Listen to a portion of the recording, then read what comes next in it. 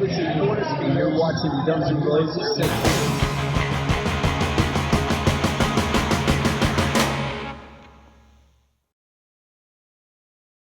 What's going on, everybody, and welcome to GNR Central, and we got some news for you today.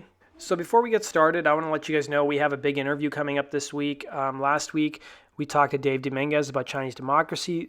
This past Sunday, we sat down with a fellow, I'm not going to tell you who it is, but he collaborated with Guns N' Roses, and he's a close personal friend of Izzy Stradlin's, and he received a songwriting credit on one of their albums.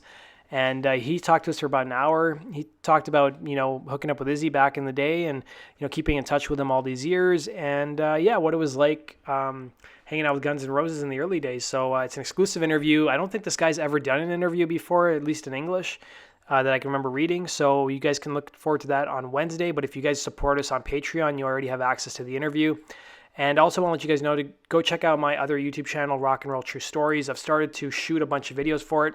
Today we got one about Alice in Chains coming out at 2 p.m. Eastern, all about how Alice in Chains introduced grunge to the mainstream before Nirvana and Pearl Jam did. So check that out, and let's get started with today's news. So let's get started with our first story. So we interviewed former Guns N' Roses manager Doug Goldstein a couple weeks ago, and he discussed Guns N' Roses feuding with Metallica on their 1992 stadium tour. He said, "We got along great," referring to both bands, until we started the tour with them. There's a lot of reasons, but once the tour started, it went from we were great friends to we really don't like each other. Just generally, I think they intentionally wanted that spot before us, and I told Axl, and I wanted to swap headlining, and he didn't want to do it.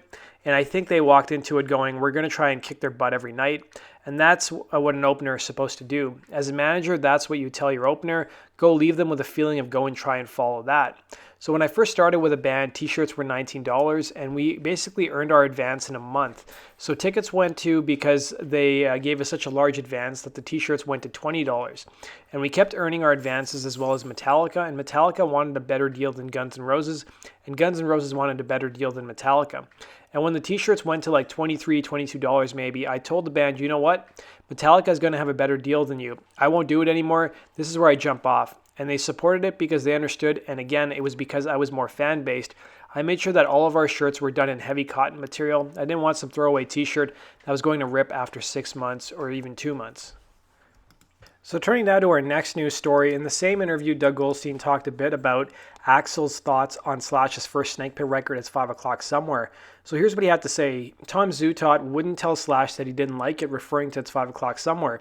He called me and said, you need to tell him, you're his manager. And I said, you're the A&R guy, what are you talking about? He said, I'm not going to ruin my relationship with him, but we're not going to put it out the way it is. So the record company president told me to talk to Slash, so I ended up having a conversation with Slash.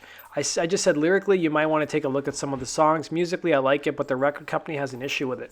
So Axl Rose wanted it to be a good record. The reality is it would have given Axl time to relax for a little bit and not have to concentrate on gun stuff. He could have had a life for a little while. Axl didn't want it to fail, quite the antithesis. He really wanted it to be a good record, and I don't think he thought it was, from my recollection. So another thing that came out of our Doug Goldstein interview was talking a bit about Shannon, Hoon, and Blind Melon. So Doug used to be Shannon, Hoon, and Blind Melon's manager back in the day when he was managing Guns N' Roses. And we asked him whether Axl attended Shannon's funeral and why he didn't. So he revealed that Axl never attended Shannon Hoon's funeral. He said it would have been too weird for him to show up in Lafayette under those circumstances just to sneak in. He said something that big he didn't want to take away from Shannon, and it was Shannon's day. And it would have been, put it this way, I got married in 1990 and Axl and Slash came and I had to hire security. They found 20 paparazzi and they weren't even there to take pictures of me. 20 paparazzi hiding in the bushes at my wedding.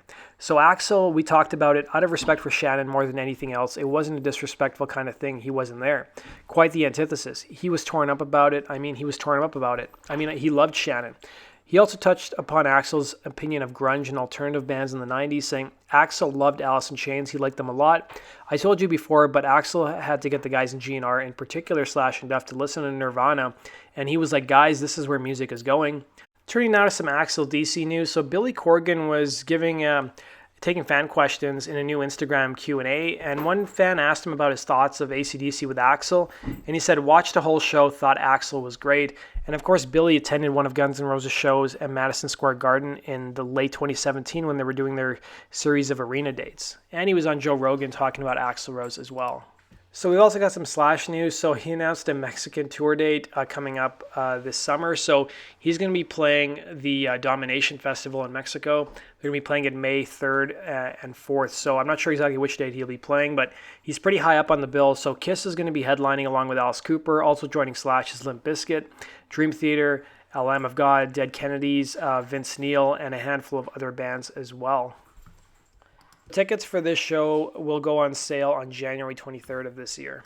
So Gilby Clarke also got in and shared his 2 cents on Axl and Slash reuniting. So he was talking with Mitch LaFon, and Gilby Clarke discussed the Guns N' Roses reunion, saying, "I was beyond stunned. Good analogy. You'll see me in every interview up until that point going, yeah, I don't see it ever happening. I'm really, really amazed that Slash and Axl got back together. Amazed. I can't say I know Axl, but I did know Slash. The happening was huge, and the two of them are a great working duo, and I'm so happy they're back together.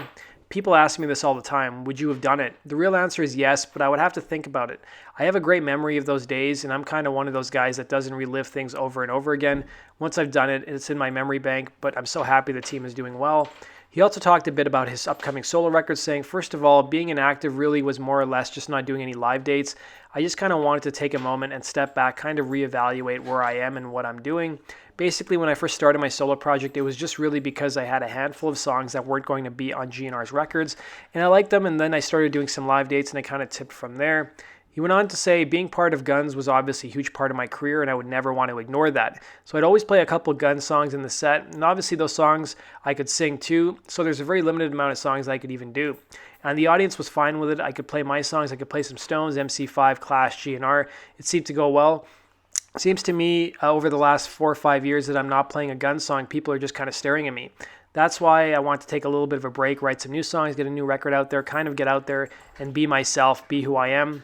He also said that he has no release date on his upcoming record, but it's planning to be released sometime in spring of this year.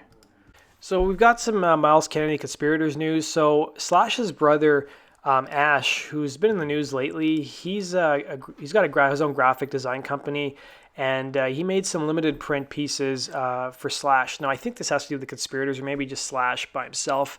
But these are some pictures by his company, which is known as Con Art. Now, I know he did the artwork for It's 5 O'Clock Somewhere. And I think he's worked with Slash on some of his other stuff, too. He's also been traveling with Slash during his Asia tour that he's currently on with Myles Kennedy and the Conspirators. And Slash also signed 75 of those art pieces as well. So I guess you can go buy them soon online. They haven't officially made a link available yet. But they're 13 by 19 B3. They were about 256 grams. Free international shipping. They said online link coming soon. Now, Ash got into hot water recently because he blasted his brother's girlfriend, Megan, online about how she basically watermarks everything with her name, and she's not really famous for doing anything. And then he also badmouthed Axl just before the Guns N' Roses reunion was announced in late 2015. This past week on January 16th was the Chris Cornell tribute show in LA. And there were so many rock and roll icons who gathered to pay tribute to Chris Cornell. Probably two of the biggest moments came when Metallica and the Foo Fighters took to the stage to honor the fallen musician. So it was a mix of originals and cover selections throughout the night. Metallica's 4-song set was bookended with Ultra Mega OK's All Your Lies and Head Injury, along with For Whom the Bell Tolls and Master of Puppets, which basically featured Jack Black sandwiched in between. As for the Foo Fighters, they had a bit of a curious set and leaned more towards the lighthearted side of things for such an emotional event. It didn't start off that way, though, opening with No Attention from Soundgarden's Down on the Upside, before going into Devo's Girl You Want, and then back to Soundgarden's Earache in My Eye, which itself is a cover of a Cheech and Chong skit. So Dave Grohl and company ended it on a good feel-good note with the Foo smash hit Everlong from their 1997 album The Color and the Shape. Other guest performances throughout the night included Miley Cyrus, the Melvins, Ryan Adams, Geezer Butler, Josh Homme, Chris Stapleton, Brandi Carlile, and a lot more. So if you guys want to see some footage of it, I've put the link down below. So one of the interesting news stories that came out, it's not GNR related, but this is something that concerns Robbie Williams and his neighbor Jimmy Page. So according to BBC, Robbie Williams is blasting Black Sabbath music to torment his rock star neighbor Jimmy Page over their bitter home extension row, according to a complaint to their local council. So the take that the singer won a 5-year battle when he was granted conditional approval last year to build a basement swimming pool at his London home. Page fears that his excavation work will damage his 1875 Grade I listed mansion, Williams is also said to be imitating Page's former bandmate Robert Plant. So a letter to the Royal Borough of Kensington and Chelsea states that as well as Sabbath, the singer has been playing Pink Floyd and Deep Purple songs at high volume, as he knows this upsets the 75-year-old Led Zeppelin guitarist who has lived at the Tower House for more than 46 years. So the two stars live next door to each other in Holland Park, and Williams' grade 2 listed home used to belong to film director and restaurant critic Michael Winner. So it's not publicly known who wrote the complaint, which assigned Johnny, but taking the row in the Telegraph on Friday, a spokesman for Williams said the claims in the complaint were a complete fabrication and nonsense. The correspondent adds that Williams is also dressed up to imitate Robert Plant by wearing a long hair wig and stuffing a pillow under his shirt in an attempt to mock or imitate Robert Plant's beer belly that he has acquired in his old age. So this is embarrassing, the letter continues, because Mr. Plant, who was remembered for performing with his shirt open on stage, and obviously he cannot perform in his current condition, as it would be very embarrassing. So in December, planning permission for the extension to build the underground pool was granted to the 44-year-old Williams. However, work cannot begin on his Kensington home until councillors have received reassurance that the vibration levels and ground movement issues will be monitored, and they will later decide whether to ask Williams for a bond, which could be forfeited if the conditions were breached or if any damage is done to Jimmy Page's property. Well, that does it for today's news, guys. Thanks for watching. Be sure to hit the like button and subscribe, and go check us out at GNRCentral.com for the latest Guns N' Roses news. Take care.